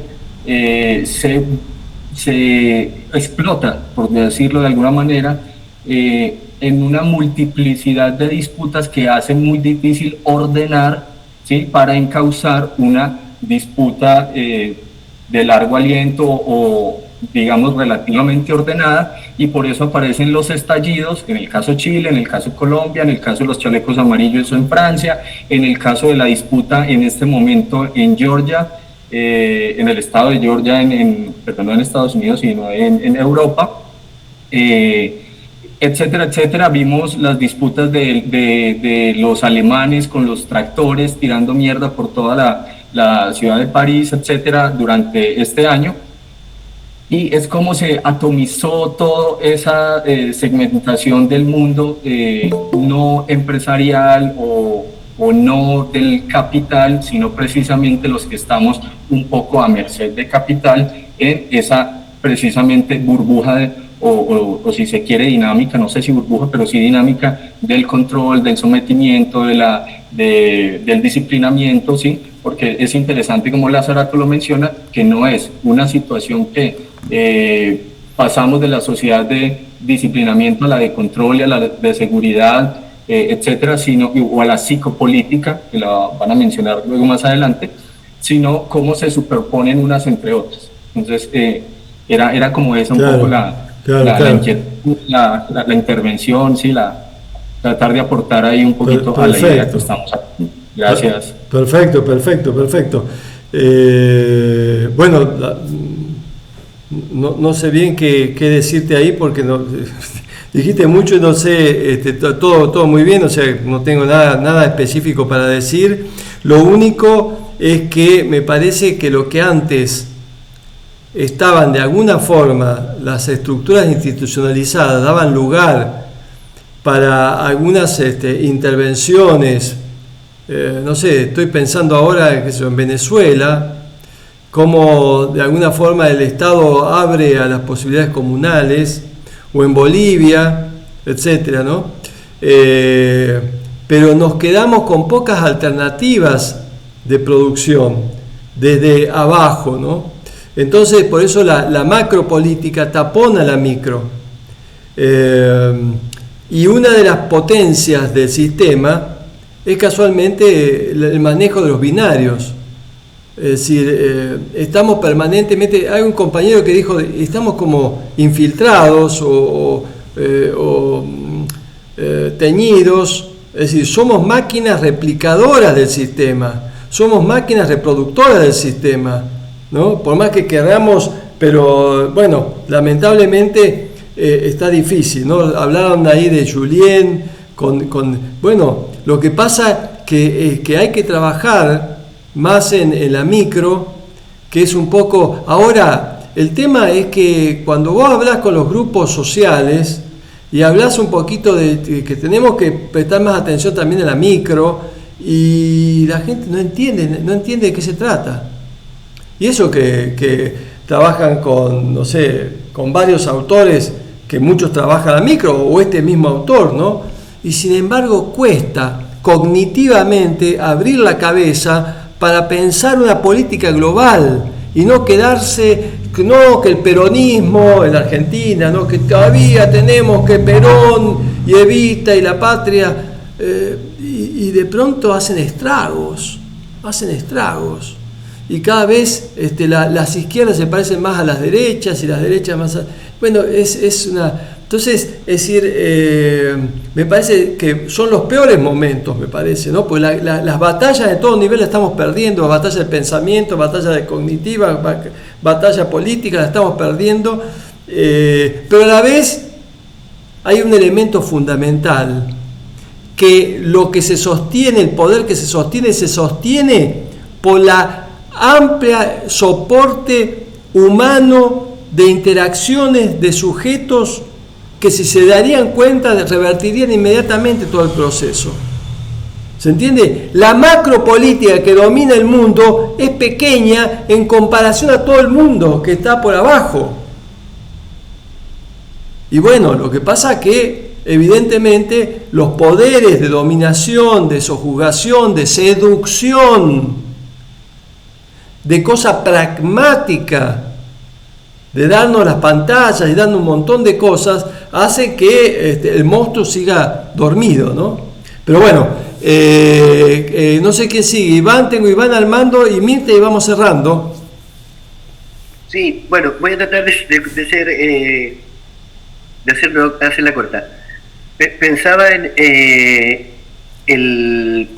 como estaban hablando de la lógica de la moda o de la publicidad, también la lógica del entretenimiento. Me parece que la lógica del entretenimiento, por ejemplo, yo atiendo niños y en la lógica del entretenimiento es ofrecer un objeto tras otro objeto sin que haya una apropiación del objeto, por tanto no hay una pérdida, no hay la sensación de pérdida que no hace reparar de alguna manera, y tampoco existe ese objeto que satisfaga completamente a ese niño, y hay una oferta de objetos en los juegos. Tú pasas una etapita y te dan un regalito y así vaya avanzando y cada vez más objetos hasta que aparece el tedio, porque no hay ningún objeto que satisfaga esa, digamos, ansiedad que produce el mismo sistema, que se lo está produciendo a los niños también, en el sentido de que el jugar es todo lo contrario porque en estos juegos el circuito del juego, la creatividad va del creador. El niño solo descubre el circuito, que el monito se mueve por acá, entonces hay que hacer esto, descubre el circuito y se acabó el juego.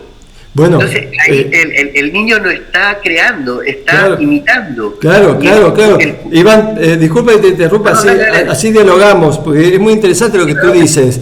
Evidentemente todos llenamos a nuestros hijos, los llenamos de regalos, no le damos un regalo, le damos 2, 3, 4 y vienen los familiares, de pronto ya no discrimina, ¿no? Fíjate vos cómo la cuestión de asimilación de la mercancía. Antes, la juventud, estaba toda una tarde con un palito, jugando en el patio de tierra, ¿no? Con un palito, fíjate esa cabeza, esa multiplicidad, ¿cómo no? Ahora no, clasifica, categoriza los regalos y de pronto toma uno y tira a los demás. De hecho, en un momento un niño me dijo, ¿y este juguete qué hace? ¿Cómo los juguetes van a hacer? Los juguetes no hacen, no vienen programados para hacer. O sea, un juguete en una juguetería no es un juguete. Creo que tiene que ver con que la creatividad es poner en juego y en riesgo el mundo interno en la realidad exterior. Y hay niños que tienen una imaginación tremenda, pero no pueden poner en juego ese riesgo que significa todo lo contrario a imitar. Los niños que juegan a imitar a ser adultos no están jugando, ¿sí? En cambio, el juego es contingente, tiene acontecimiento, no tiene reglas, aparece, los muertos reviven, vuelven a morir y están muertos de nuevo, ¿sí? Cosa que el mundo adulto le aburre y que el niño no tranza con ese mundo adulto, en el sentido de que yo estaba a mi hijo contándole cuentos hasta que yo me quedo dormido. Claro. O sea, no se cansa del mismo cuento porque hay una novedad, hay un acontecimiento. Claro.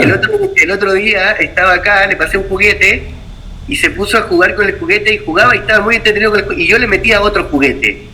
Exacto. Mi demanda, mi ansiedad se la ofrecía a él cuando él estaba con un juguete. O sea, todo su mundo creativo lo estaba interrumpiendo por una demanda que está determinada por consume, toma, más, etcétera. Bueno, pero fíjate, Iván, que lo que vos decís es lo que decía Rancière en El Maestro Ignorante, ¿no? Que lo hemos dicho varias veces acá, lo hemos visto al Maestro Ignorante acá en este espacio también. Casualmente lo que dice Rancière es eso. El niño comienza a percibir el mundo, pequeño, ¿no?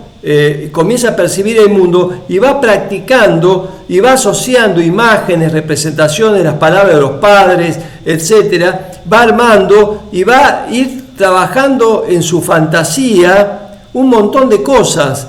Esa producción es la que después va a aplastar el sistema educativo, porque no le permite seguir construyendo cognitivamente la realidad, sino que viene el maestro con el libro, con todo el aparato burocrático de la escuela, para meterle que repita lo que dice el libro.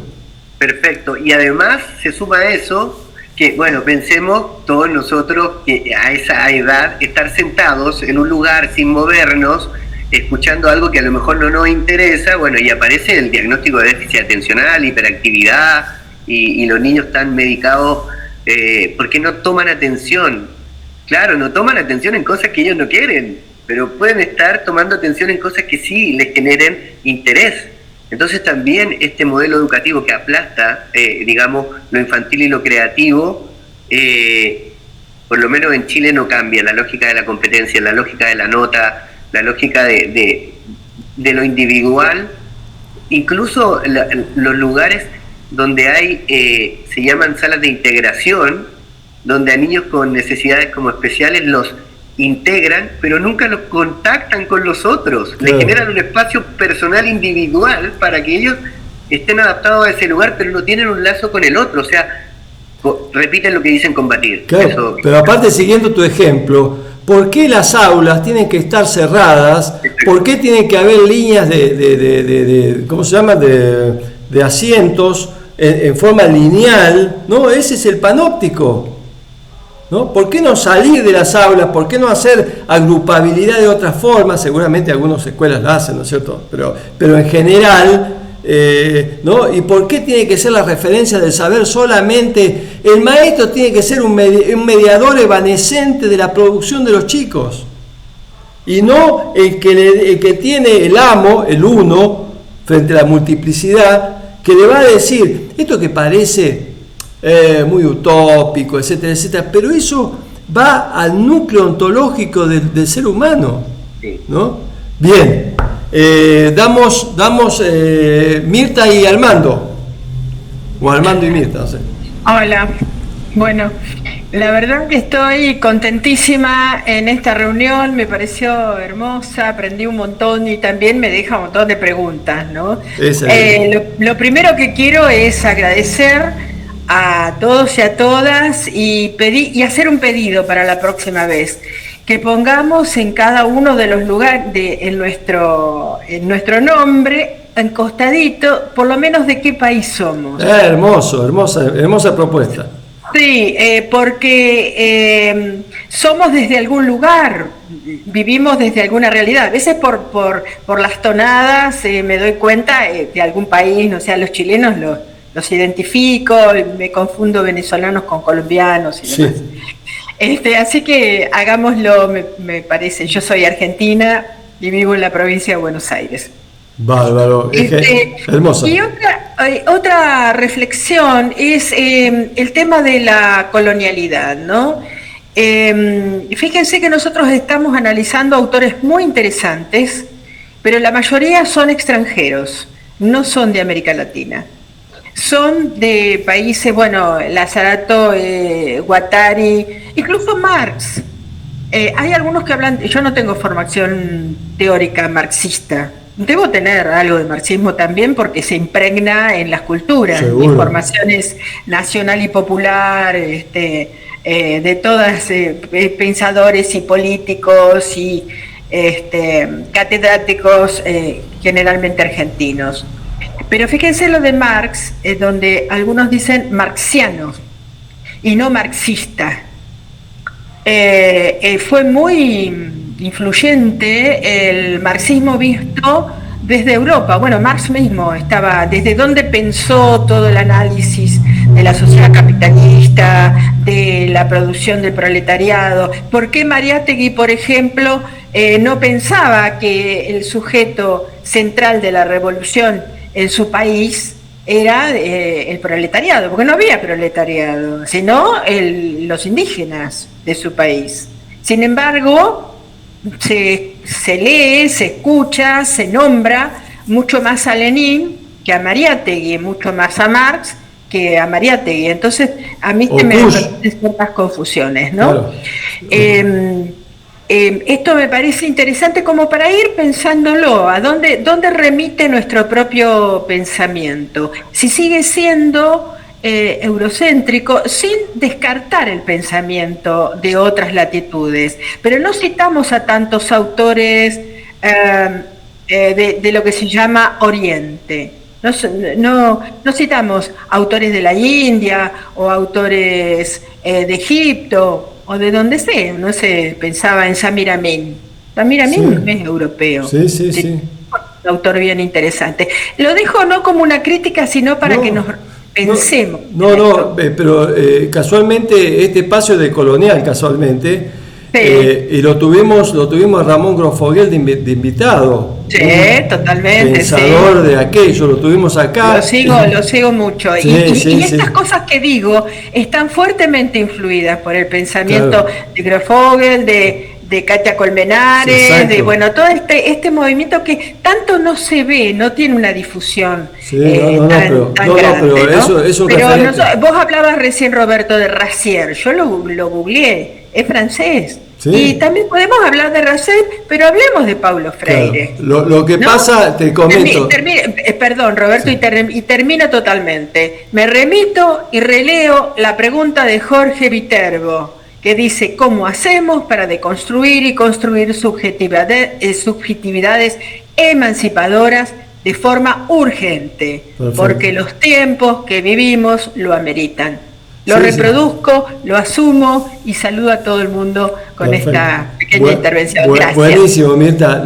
Ahí lo de colonial, nosotros que utilizamos el significante de colonial casualmente en pensamiento crítico de colonial, lo tomamos en forma más general, ¿no? Yo consideramos que tomamos autores europeos o los que fueren desde la perspectiva crítica, que los autores mismos, porque todos los autores, la mayoría de los autores de Deleuze, Lazzarato, todos critican el sistema occidental, de pensar occidental eurocéntrico, ¿no?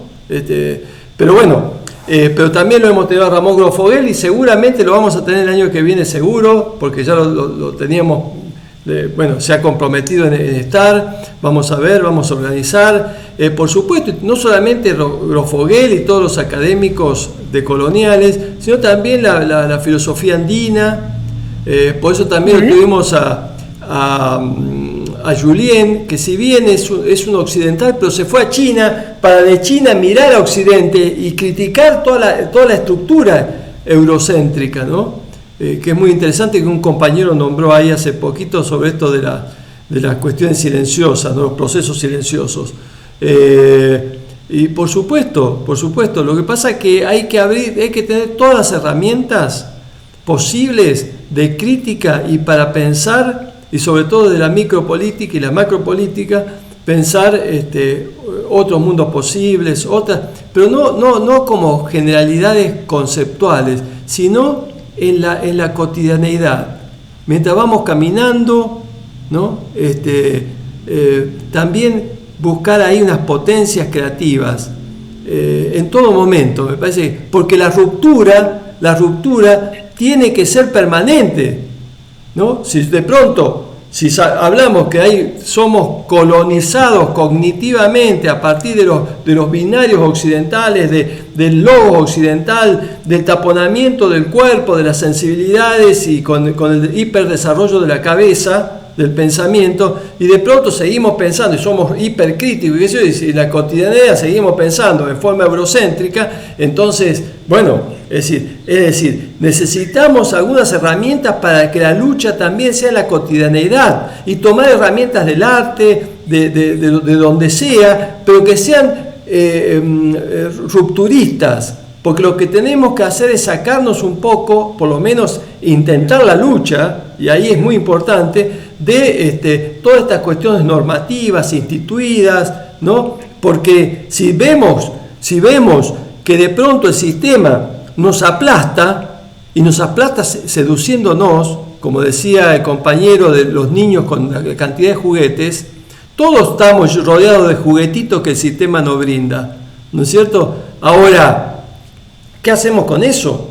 Es decir, me parece que ahí es salir, por ejemplo, a pasividad. Por eso los invitaba al foro, y vuelvo a decirles ahora, súmense al foro, porque es un espacio abierto, colectivo, donde todos podemos poner la palabra para ver hacia dónde vamos en este espacio, ¿no? Entonces, pero de pronto, viste, la pasividad es casualmente lo que el sistema quiere. El sistema no quiere sujetos activos, sujetos deseantes, sujetos en redes comunitarias, en redes de sociabilidad. No quiere sujetos empoderados, no quieren sujetos de producción deseantes, ¿no? De máquinas productivas a otro nivel, que no la producción industrial. Pero bueno, todos lo sabemos eso. Ahora, estamos todos dispersos. Hay una dispersión subjetiva impresionante. Por eso la gente no nos enlazamos, no nos articulamos. Hasta los mismos grupos, cada grupo se queda en su lugar. Y nadie llama al otro grupo, ¿no? Es decir, chicos, conectémonos. ¿Quién nos impide? Yo porque... Entonces estamos con los purismos del fraccionamiento de los grupos de izquierda. Este porque no estuvo con Evo Morales, o el otro que no estuvo con tal otro, el otro que es agente de la CIA, el otro que es tal cosa, o el otro que no es decolonial, o el otro que es... ¿Se entiende? Es decir, y seguimos en la misma, cada uno en su kiosquito, cada uno en sus cuestiones, y ahí seguimos, ¿no? Es crítico, me parece que eso es importante. Armando y Mónica. Sí, yo quería hacer un comentario con respecto al tratamiento de las subjetividades de parte del estado profundo del capitalismo terrible que estamos viviendo, porque no hay que olvidar que ahorita hay una lucha de poder entre los globalistas y los soberanistas.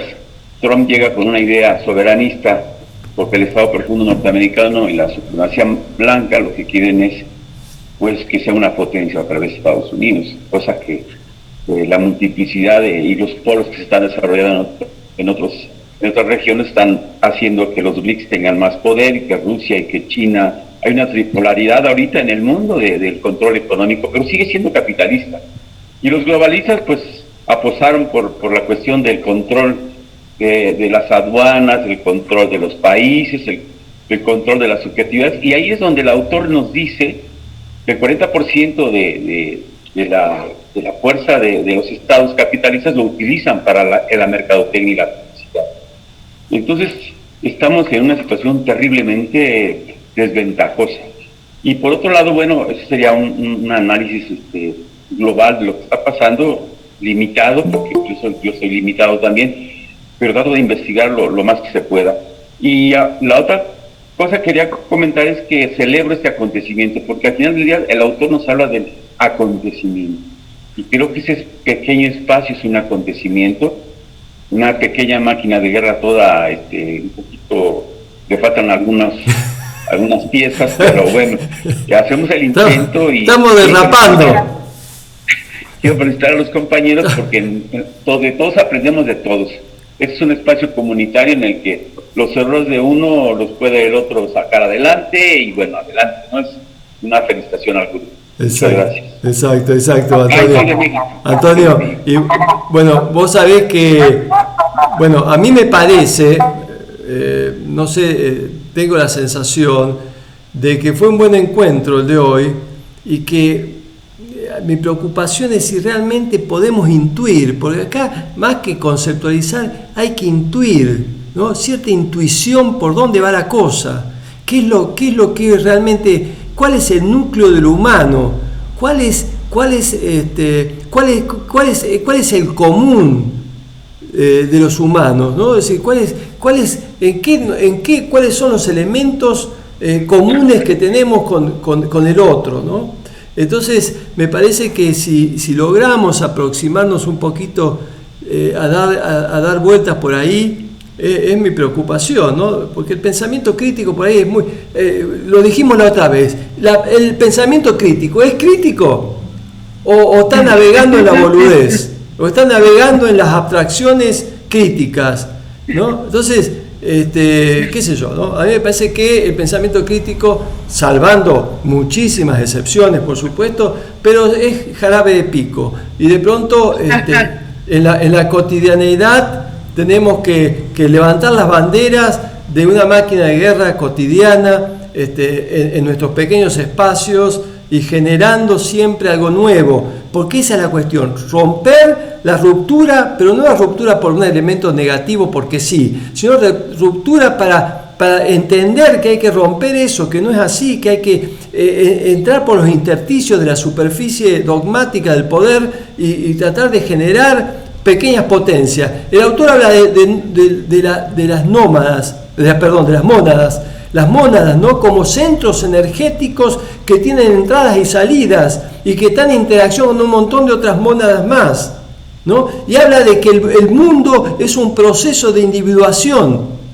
El mundo y el universo son procesos de individuación, de que nosotros somos sujetos en proceso de individuación, no individuo, de individuación junto con otras individuaciones.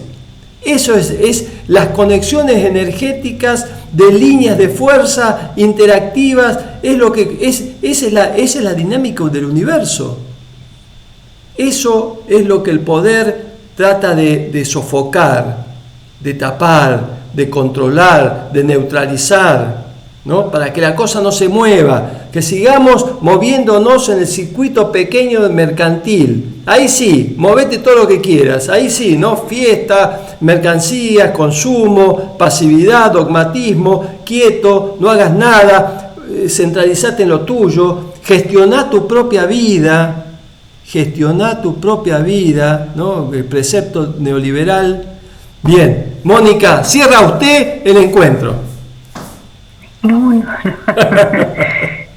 No, es que hay una cosa preciosísima que hablaba Iván sobre los juguetes, entonces, no sé, me arriesgo a hacer un pequeño abordaje. Sí. Creo que es una muy bella microrevolución, porque la sociedad de control cambia el juego por el juguete. Entonces el juguete es como ese elemento del marketing que produce en el niño tiempos de aburrimiento, rompiendo la creatividad del niño y además impidiendo el humor, porque el humor desestabiliza el orden y la adaptabilidad, utilizando un término bellísimo de uno de los textos que estoy leyendo de François Julian, que se llama Descoincidencia, y hace una reflexión en torno a el origen de la existencia de lo humano y el arte, y habla de que el existir es estar afuera, que tú planteas, Roberto. Sí, sí. Vivir existiendo, dice Julian. Sí, que es otro libro hermoso de él. Y entonces, ¿qué es lo que hace el bendito juguete? Produce además los tiempos de ocio, o sea, convierte los tiempos de ocio en tiempos de consumo. Y de una vez metiendo al niño en la velocidad y la aceleración de el mundo tardomoderno y la aceleración. Entonces creo que es súper lindo cuando Iván habla que su bebé es mucho más feliz escuchando un cuento que viendo un muñequito de McDonald's que tiene el tiempo preciso para producir el individual del alma de los niños. Entonces creo que es una microrevolución magnífica deshabitar ese tipo de consumos brutales de los niños.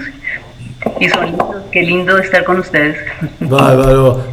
Bueno, va a cerrar Iván, no va a cerrar Mónica. No sé, el micrófono,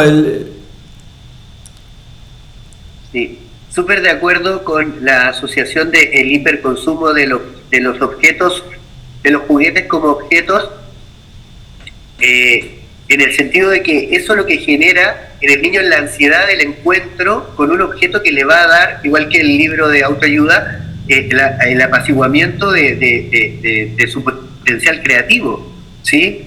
Y es tan potente esa búsqueda de ese objeto que no se satisface nunca, que luego caen en el tedio.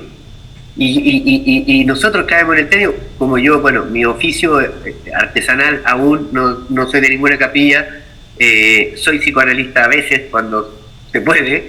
En ese oficio creo que si es que hay pequeñas rupturas, tienen que ver con el humor y con el jugar. Creo que son potencias. El analista está preocupado del sufrimiento y del síntoma, pero no del chiste, no del humor. Claro. ¿Sí? Que el humor es el antídoto universal, digo. Bueno, y me gustaría terminar con una cosita chiquitita que tiene que ver con lo que hablaban acerca de una revolución pequeña, cotidiana, ordinaria. Y bueno, vuelvo a Julian, que estudió, bueno, el pensamiento oriental, así que no está neurocentrado, bueno, en fin. Y en este acontecimiento es cortito y le dice un hombre a su compañera, le dice: escucha, querida, escucha, la suave noche camina. Como aquello que está dado por natural aparece y escuchamos caminar la noche. ¿Cuántas veces hemos estado al lado de un río y no lo hemos escuchado? Porque no estamos para esas pequeñas cosas. Tenemos que estar pensando en el éxito, en la felicidad, claro, en el consumo, en el porvenir, en que nuestras cuentas estén habilitadas para poder comprar. Bueno, qué sé yo, esos pequeños detalles creo que son la revolución. Y el jugar me parece que no hay nada más serio que el jugar. Dile a un niño que este lápiz no es un tren y asesinan todo tipo de creatividad. O sea, jugar es profanar, y para mí pensar también es profanar. Y el juego y el pensamiento me parece que van por ese lugar cuando no caen en lo uno, en la moda, en el entretenimiento y en todo lo que nos atrapa. Exacto. En Argentina hay un músico fallecido del rock nacional argentino, Spinetta, decía: las luces que saltan a lo lejos no esperan que vayas a apagarlas jamás. Qué belleza, ¿no? Bueno, eso es, me tomo lo de Mónica, de micro revoluciones, ¿no? Porque tomando a Spinoza con las potencias, tomando a Nietzsche con las fuerzas activas y las voluntades de poder, y otros autores, y a Julien con vivir existiendo, y Kusch con estar siendo, ¿no? Me parece que ahí está la cosa. Por ahí pasa la cosa. Esas son las microrevoluciones que si uno está atento a la microrevolución, va a estar totalmente atento a la macro también, ¿no? En cambio, los de la macro esperan hipotéticas revoluciones mientras no saben qué hacer con su propia existencia, ¿no? Bien, hermoso encuentro, nos vemos, súmense al foro micropolítico Aviala, súmense y los voy a contactar. Hermoso, compañeros, compañeres. Gracias, adiós. Nos vemos hasta la próxima.